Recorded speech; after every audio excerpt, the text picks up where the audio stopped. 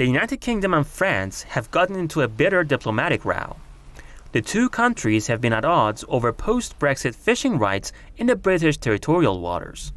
The UK gives out licenses to foreign vessels wishing to fish in its waters, but Paris says some fishing boats have been denied permission to enter areas they have fished in for years. London says the licenses have been distributed according to the post-Brexit deal it reached with the European Union last December.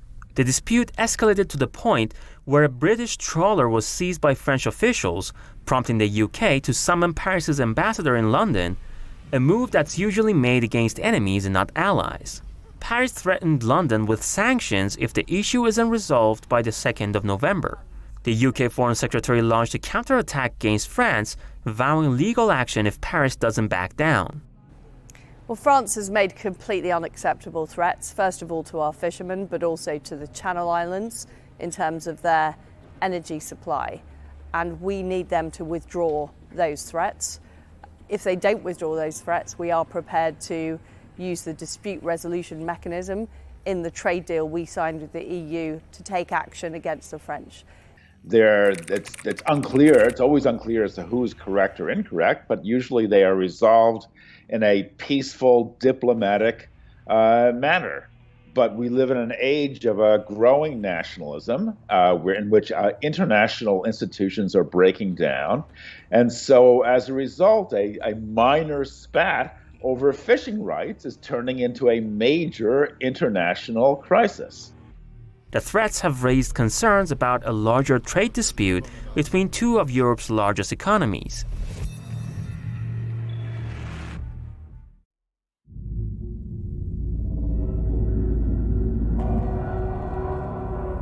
The fishing issue was one of the key points dragging the Brexit talks. Although fishing constitutes a small portion of France and Britain's economies, it holds substantial political significance as it's the main lifeline for the coastal communities. Apart from the fishing disputes, the two countries have recently clashed over the AUKUS agreement, under which Australia ditched a multi-billion-dollar submarine deal with France for a similar one with the US and UK.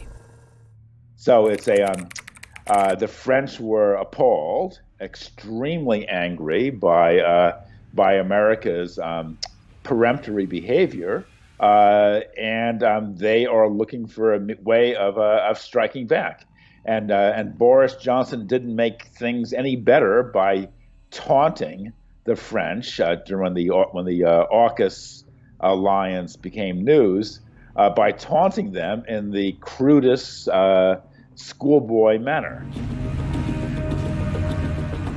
Britain's departure from the EU has also negatively affected its economy. Official data forecast a 4% economic slowdown for the country in the long run in the aftermath of its exit from the bloc, while the COVID-19 impact is estimated to cut Britain's gross domestic product by 2%.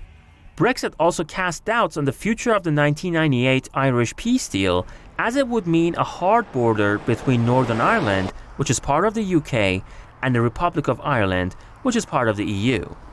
Although the two sides settled the issue, the agreement that has been implemented since January this year has led to the disruption of trade between Great Britain and Northern Ireland, causing disagreements between London and Brussels. The UK government now wants the deal rewritten. Experts believe the long lines and brawls at the fuel stations across Britain are going to be the new normal for life in the post-Brexit UK.